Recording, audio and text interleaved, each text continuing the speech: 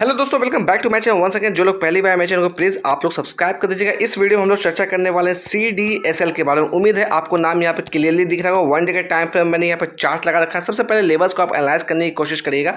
यहाँ पर देखिएगा इसने अपना ऑल टाइम हाई बनाया था स्प्लिट होने के बाद। ये जो लेवल्स देख रहे हैं तकरीबन 2000 के लेवल्स को अप्रोच करने की कोशिश की थी दिसंबर 2024 की बात। उसके बाद हम लोग बात करें, शानदार गिरावट इसके अंदर देखने को मिली, बहुत बुरी तरीके से गिरावट देखने को मिली। अच्छी लॉस यहाँ पे होती हुई दिख रही होगी सभी के पोर्टफोलियो में अगर जिनके पास ये स्टॉक्स मौजूद होगा। अगर हम लोग बात करें लास्ट ट्रेडिंग सेशन के दिन यानी कि थर्सडे के दिन बात करें तो वहां पर भी 1.73% तकरीबन हम लोग कह सकते हैं 1.5% की गिरावट देखने को मिली थी। अगर हम लोग बात करें यहाँ पर तो ये जो लेवल्स दिखिएगा कहीं ना कहीं ये एक अच्छा सपोर्ट लेवल्स था।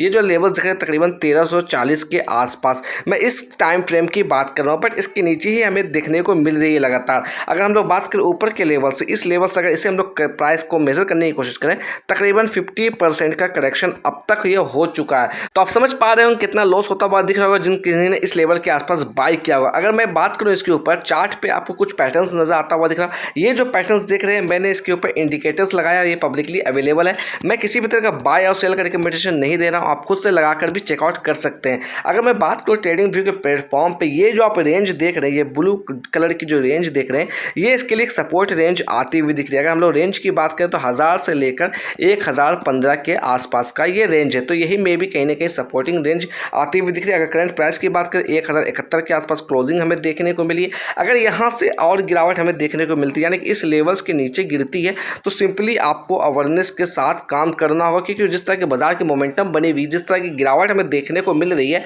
वी डोंट नो कितना ये और गिर सकता है। क्योंकि हम लोग बात करें ऊपर के लेवल से ये एक तरफा गिरता हुआ दिख रहा है। अगर यहाँ से बाइंग मोमेंटम भी आती है तो यहाँ पर देखिएगा ये जो हमारा है ये एक सेलर एक्टिविटी है। यहाँ पर देखा जाए 1344 के आसपास ये भी एक सेलर एक्टिविटी है। यहाँ पर देखा जाए 1600 के आसपास ये भी एक सेलर एक्टिविटी, यानी कि कहीं ना कहीं छोटे छोटे टारगेट के साथ यहाँ पे कहीं ना कहीं सेलर्स एक्टिविटी देखी गई है। यानी कि यहाँ पर सेलर्स ने यहाँ पर शॉर्ट करना चालू किया है। अगर हम लोग बात करें ऊपर के लेवल पे तो 1800 के आसपास भी एक सेलर एक्टिविटी यहाँ पे नोटिस की गई है। अगर मैं समय में और थोड़ा पीछे जाके बात करूँ तो यहाँ पर देखिएगा कहीं ना कहीं ये जो लेवल्स है हमारे लिए ये भी एक अच्छा सपोर्ट लेवल होता हुआ दिख सकता है, जिसकी जो वैल्यू निकलती हुई तकरीबन 900 के आसपास निकलती हुई आ रही है। सिंपली इसके अंदर फ्रेश पैसा लगाने से पहले कहीं ना कहीं आपको इसके क्वार्टर्स के नतीजों को भी चेकआउट करना चाहिए, तभी कहीं ना कहीं किसी तरह का डिसीजन लीजिएगा। क्योंकि ऊपर के लेवल से काफी गिर चुका है, काफी लॉस होता हुआ दिख रहा है लोगों को।